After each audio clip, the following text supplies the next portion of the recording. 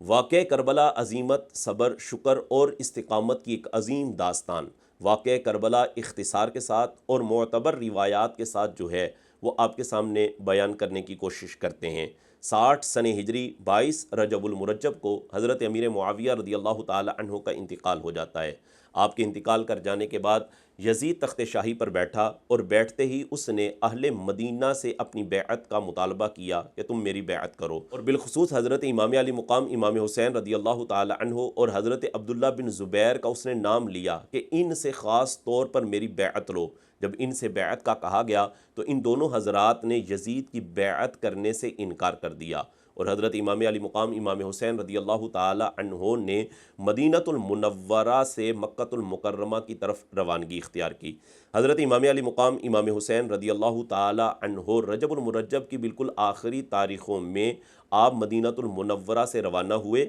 اور شعبان المعظم کے مہینہ میں آپ مکہ المکرمہ پہنچ گئے۔ امام علی مقام امام حسین رضی اللہ تعالی عنہ 60 سن ہجری میں شعبان کا مہینہ، رمضان، شوال اور ذی قعدہ کے یہ 4 مہینے حضرت امام علی مقام امام حسین رضی اللہ تعالی عنہ نے مکہ المکرمہ میں گزارے، اور اس دوران اہل کوفہ کے مسلسل آپ کی طرف خطوط آ رہے تھے جن میں بار بار اس بات کا اصرار کیا جا رہا تھا کہ آپ کوفہ تشریف لے کر آئیے، ہم آپ کی آمد کے منتظر ہیں اور ہم آپ کی بیعت اور نصرت کے لیے تیار ہیں۔ امام علی مقام امام حسین رضی اللہ تعالی عنہ نے صحابہ کرام علیہم رضوان اور اپنے قرابت داروں سے مشورہ کیا۔ جن حضرات سے آپ نے مشورہ کیا ان میں حضرت عبداللہ بن عباس، حضرت عبداللہ بن عمر، حضرت جابر، حضرت ابو سعید اور آپ کے اپنے بھائی حضرت امام محمد بن حنفیہ تھے۔ ان سب حضرات نے آپ کو رخصت پر عمل کرنے کا مشورہ دیا کہ آپ کوفہ نہ جائیں، کیونکہ کوفہ والوں کی بے وفائی معروف اور مشہور ہے، آپ وہاں پر تشریف لے کر نہ جائیے۔ بہرحال حضرت امام علی مقام امام حسین رضی اللہ تعالی عنہ نے بالکل ان حضرات کے مشورے کو ترک نہیں کیا، بلکہ ان کا مشورہ بھی لیا اور عزیمت پر اس طرح عمل کیا کہ آپ اپنے جانے سے پہلے آپ نے اپنے نائب حضرت امام مسلم بن عقیل رضی اللہ تعالی عنہ کو کوفہ روانہ کیا، اور یہ حضرت امام مسلم بن عقیل رضی اللہ تعالی عنہ حضرت امام علی مقام امام حسین رضی اللہ تعالی عنہ کے چچا زاد بھی ہیں اور آپ کے بہنوئی بھی ہیں۔ بہرحال آپ نے اپنا نائب بنا کر ان کو کوفہ روانہ کیا اور ساتھ پیغام بھی پہنچا دیا کہ یہ کوفہ آ رہے ہیں، یہ میرے نائب ہیں، جب یہ وہاں پر پہنچیں گے حالات کا جائزہ لیں گے، اور انہوں نے اطمینان کا اظہار کیا اور پھر میری طرف پیغام پہنچا دیا تو میں بھی کوفہ پہنچ جاؤں گا۔ حضرت امام مسلم بن عقیل رضی اللہ تعالی عنہ جب کوفہ پہنچتے ہیں، کوفہ والوں نے آپ کا بڑا ہی اچھے طریقے سے استقبال کیا اور 12,000 کوفیوں نے تقریباً آپ کے ہاتھ پر بیعت کی۔ حضرت امام مسلم بن عقیل رضی اللہ تعالی عنہ نے جب حالات کا جائزہ لے لیا اور آپ مطمئن ہوئے تو آپ نے ادھر مکہ المکرمہ کی طرف پیغام حضرت امام علی مقام امام حسین رضی اللہ تعالی عنہ کی طرف پہنچایا کہ آپ تشریف لے آئیے، کوفہ والے آپ کی بیعت کے لیے، آپ کی نصرت کے لیے تیار ہیں، اور یہ آپ کی آمد کے منتظر ہیں، اور انہوں نے میرے ساتھ بھی بہت اچھا سلوک کیا ہے۔ خط پہنچتا ہے اور ادھر کیا ہوتا ہے کہ حضرت امام مسلم بن عقیل رضی اللہ تعالی عنہ سے بے وفائی ہو جاتی ہے۔ بے وفائی اس طرح ہوتی ہے کہ یزید کے حامیوں نے یزید تک پیغام پہنچایا کہ جو کوفہ کے گورنر ہیں نعمان بن بشیر، انہوں نے تو حضرت امام مسلم بن عقیل کے ساتھ بہت اچھا سلوک کیا ہوا ہے، لہٰذا ان کو ہٹایا جائے۔ یزید کے پاس جیسے ہی پیغام پہنچا تو یزید نے حضرت نعمان بن بشیر کو گورنری سے ہٹایا اور عبید اللہ بن زیاد کو کوفہ کا گورنر بنا دیا۔ ہوا وہی جو کوفہ والوں کی طرف سے معروف اور مشہور تھا، سب کوفیوں نے بے وفائی کر دی اور حضرت امام مسلم بن عقیل رضی اللہ تعالی عنہ کو شہید کر دیا، اور جن کے گھر آپ رہائش پذیر تھے ہانی بن عروہ، ان کو بھی شہید کر دیا۔ ادھر حضرت امام علی مقام امام حسین رضی اللہ تعالی عنہ مکہ المکرمہ سے کوفہ کی طرف روانہ ہوتے ہیں،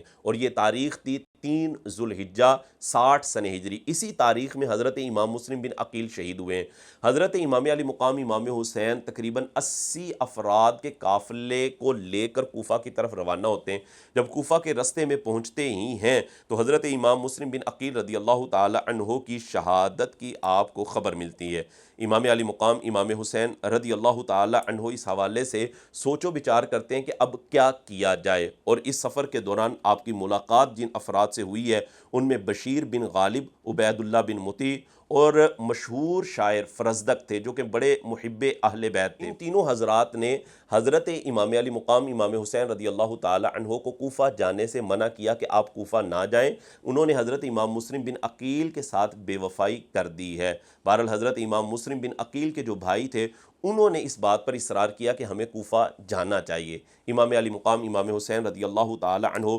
کوفہ کی طرف آپ جا رہے تھے کہ رستے میں ہی حر 1000 کا لشکر لے کر عبید اللہ بن زیاد کے حکم کے مطابق آپ کو گرفتار کرنے کے لیے آتا ہے۔ اور یہ حر جو تھے یہ بھی بڑے ہی محب اہل بیت تھے، انہوں نے بھی بڑے ہی اچھے طریقے سے حضرت امام علی مقام امام حسین رضی اللہ تعالی عنہ سے ملاقات کی، اور ملاقات میں اسی بات کو بیان کیا کہ آپ کوفہ نہ جائیں، کوفہ کے حالات درست نہیں ہیں اور مجھے اس طور پر بھیجا گیا ہے کہ میں آپ کو گرفتار کروں۔ حضرت امام علی مقام امام حسین رضی اللہ تعالیٰ عنہ بہرحال کوفہ نہیں پہنچتے اور آپ نے میدان کربلا میں ہی پڑاؤ ڈال دیا۔ حضرت امام علی مقام امام حسین رضی اللہ تعالی عنہ میدان کربلا کے اندر موجود ہیں، اور ادھر سے عبید اللہ بن زیاد مزید جو ہے وہ فوجیں بھیج رہا ہے، اور اس نے اپنی فوج کا جو امیر مقرر کیا تھا اس کا نام عمر بن سعد یا عمر بن سعد دونوں طرح کہا جاتا ہے، ابن سعد بھی اسے کہتے ہیں، تو اس کو امیر لشکر بنا دیا۔ حضرت امام علی مقام امام حسین رضی اللہ تعالی عنہ کی طرف سے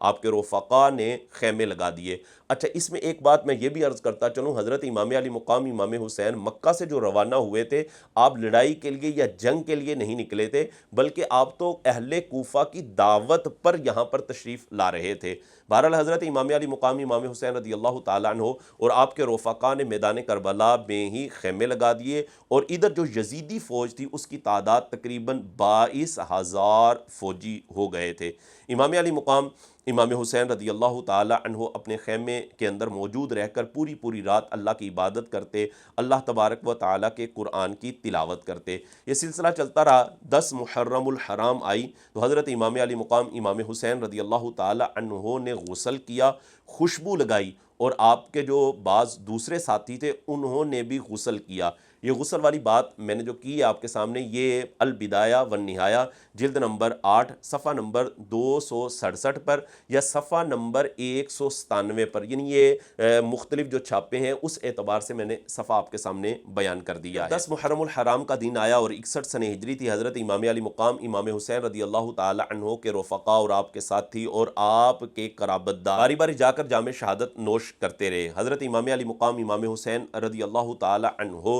جب آپ جانے لگے ہیں تو جانے سے پہلے آپ نے اپنے گھر والوں کو کچھ وصیتیں فرمانی تھی، اور الوداعی ملاقات کے لیے آپ جب تشریف لائے ہیں اور آپ اپنے خیمے کے دروازے میں اپنے چھوٹے بیٹے حضرت عبداللہ جن کو حضرت علی اصغر کہا جاتا ہے ان کو پیار کر رہے تھے، اور خیمے کے دروازے پر ان کو لے کر بیٹھے ہوئے تھے کہ بنی اسد کے ایک ظالم شخص نے تیر مارا، اور وہ تیر آ کر حضرت امام علی اصغر رضی اللہ تعالی عنہ کو لگا، اور اس کی وجہ سے آپ نے جام شہادت نوش فرمایا۔ بہرحال حضرت امام علی مقام امام حسین رضی اللہ تعالی عنہ بھی میدان کربلا میں کوفیوں کے سامنے گئے، اور بڑی ہی بہادری اور دلیری کے ساتھ لڑتے ہوئے آپ نے جام شہادت نوش فرمایا، اور یک بارگی کوفیوں نے جب حملہ کیا تھا تو اس کی وجہ سے حضرت امام علی مقام امام حسین رضی اللہ تعالی عنہ شہید ہوئے۔ جب آپ کی شہادت ہوئی ہے تو اس وقت آپ کی عمر مبارک 56 سال 5 ماہ اور 5 دن تھی، اور تاریخ کیا ہے؟ 10 محرم الحرام 61 سنہ ہجری۔ حضرت امام علی مقام امام حسین رضی اللہ تعالی عنہ کی طرف سے 72 افراد نے جام شہادت نوش فرمایا، اور کوفی جو قتل ہوئے تھے ان کی تعداد